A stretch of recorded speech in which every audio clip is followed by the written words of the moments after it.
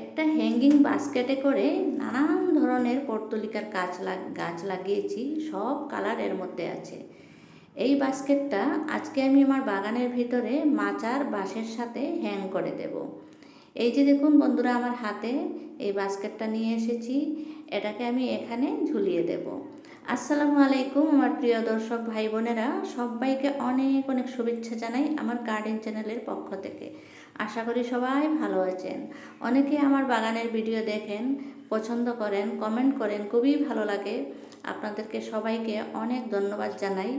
আর আপনারা লাইকটা না দিয়ে চলে যান, সেটা কিন্তু আমার মনে খুবই খারাপ লাগে। লাইক অবশ্যই দেবেন। তাই বন্ধুরা, প্রথমে আমি এই কাজটা করে নেই, হ্যাঙ্গিংয়ের কাজটা।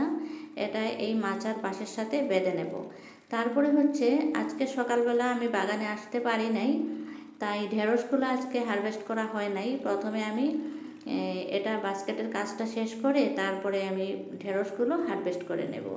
বাগানে আসলে তো অনেক কাজই থাকে, কাজের কোনো শেষ নাই। আজকে সকালবেলা আমার বাগানে আসাই হয় নাই, ঘরের কাজে ব্যস্ত হয়ে গেছিলাম তাই। আর বিকালবেলা এসে এই বাস্কেটটা নিয়ে হ্যাং করে দিলাম, তারপরে এই ঢেঁড়সগুলো হারভেস্ট করলাম। আরও কিছু আছে কিনা দেখব। আর বাগানের মাটি মিক্স করার কাজ, বাগানের মাটি সব সময় আমি রেডি করে থাকি কিছু না কিছু গাছ লাগানোর জন্য। এক জায়গায় মাটি সব সময় আমার রেডি করা চলছে, সব সময় থাকে। যেগুলো কিচেন ওয়েস্ট আমার বের হয়ে থাকে সেগুলো আমি এক জায়গাতে জমা করি, সেগুলোর সাথে মাটি মিক্স করে করে যে কোনো একটা গাছ লাগানোর জন্য কোনো পাত্রে সব সময় রেডি করাই হয়। তাই আমার কাজের কোনো শেষ নাই। আর বাগানে তো বৃষ্টির দিন খুব ঘাস হয়, ঘাসগুলো পরিষ্কার করতে হয়। আসলেই যখনই আসি তখন প্রথম কাজটা থাকে ঘাস পরিষ্কার করা। এই যে দেখুন ঢেঁড়স কয়েকটা উঠিয়ে নিলাম, আপনাদের দেখালাম। আর এই যে দেখুন প্রচণ্ড রোদ ছিল সারাদিন, বড় গাছগুলোর অবস্থা একদম কাহিল হয়ে গেছে। আর এখানে দুটো চিচিঙ্গা ঝুলছে, এই যে আপনাদের দেখাচ্ছি। চিচিঙ্গাগুলো বেশি বড় করা যাবে না, কারণ বেশি বড় করতে দিলে আমাদের ভাগ্যে হবে না, বানর এসে নষ্ট করে যাবে। তাই আমি ভাবছি কাল সকালে এসে চিচিঙ্গাগুলো নিয়ে যাব। এখন বিকালবেলা আর নেব না, কারণ বিকালবেলা নিলে রাত্রে তো খাওয়া হবে না। সকালবেলা নিলে সতেজ সবজি সকাল সকাল রান্না করলে ভালো লাগে। আরও ছোটো ছোটো অনেক এসেছে দেখুন চিচিঙ্গা। খুব সহজ পদ্ধতিতে ছাদ বাগানে চিচিঙ্গা আর তিতা করলাটা হয়। খুব বেশি যত্নের প্রয়োজন হয় না, এই দুটো জিনিস কিন্তু খুব সহজেই হয়ে থাকে।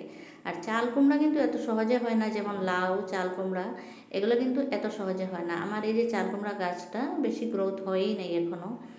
আর মিষ্টি কুমড়ার গাছ হয়, এই যে দেখুন মিষ্টি কুমড়ার গাছ আমি লাগিয়েছি, অনেক গ্রোথ হয়েছে মিষ্টি কুমড়ার গাছগুলো, অনেকগুলো গাছ হয়েছে।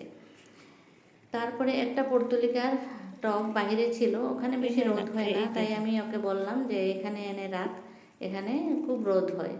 আর আমার এই কালো মরিচের গাছগুলো দেখুন, মরিচগুলোকে পাকতে দিয়েছি, যখন লাল হবে তখন বেশ ভালো লাগে।